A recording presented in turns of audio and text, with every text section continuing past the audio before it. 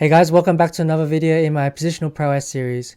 This one will be focused on how to utilize the long-term potential of your bishop pair. It's a very important concept, and if you can master it, then you'll be able to turn a lot of seemingly equal middle and end games into your favor. So let's take a look.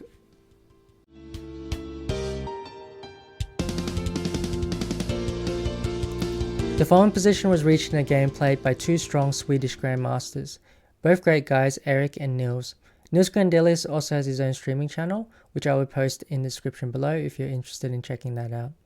So we can see in the following position, the two bishops don't look particularly good to start out with. White's bishop on d2 is hemmed in by our pawn structure, and the one on f3 is blocked by the pawn on d5. But the beauty about having the bishop pair is that most often pawns will be traded off, and when the position starts to open up more and more, we see that potential of the bishops become more evident as the game goes on. So we start off with the move rook f to d1. The idea is that the major pawn break here is going to be in the center with pawn to e4 sooner or later. And when we play pawn to e4, the rook will be lined up on the d1 square, ready to push d5 sometimes.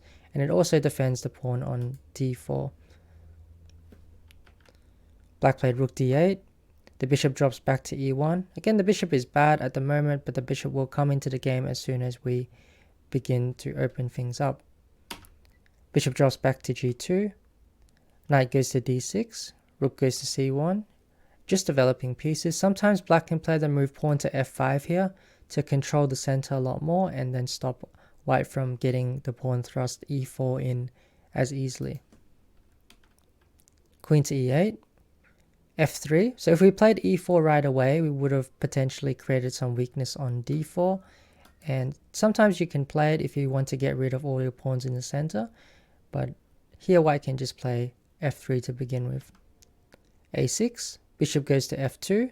Slightly improving the bishop, defending the d4 square and also preparing e4 pawn push. Knight goes to a6. Pawn goes to e4.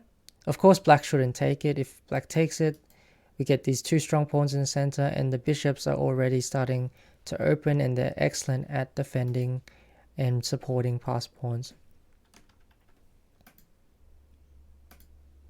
Black played knight to b5 instead. White takes on d5, creating a weakness on the d5 pawn. Black takes. We trade off rooks.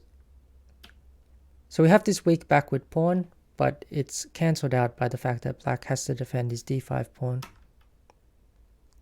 f4 was played, attacking the d5 pawn with our bishop, which is now opened up.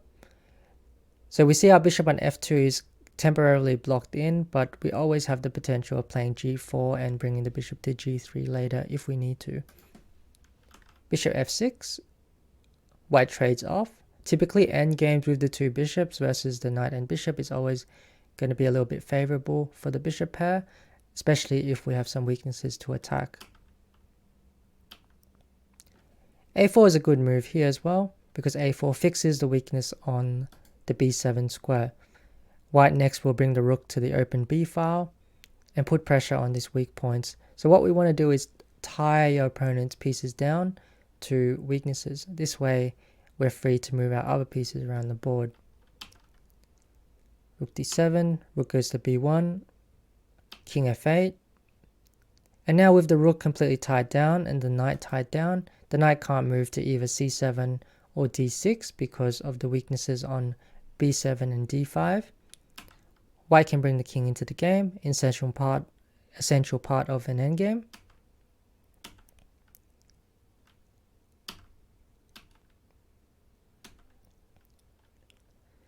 And white starts to expand with the move pawn to g4 and pawn to h4. So we can see that white has pushed his pawns on the queen side, gained a lot of space, and with the bishop pair, what we can do is push on both sides of the board.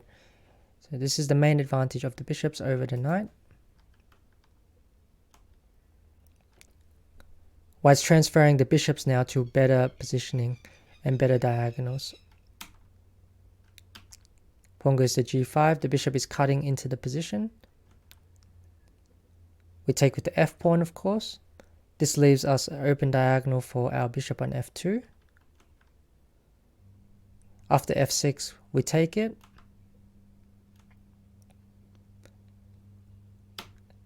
And now white played bishop to g3, and now you can see the full potential of the bishops coming into action. These bishops are cutting into black's position here along these two diagonals. It took a while, but the bishops finally managed to get into the game. Rook goes to c4.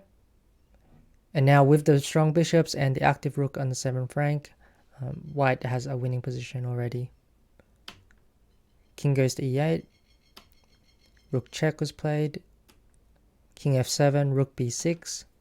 Hitting the weakness on a6, preparing bishop to e6. Knight e4. Bishop e6 was played.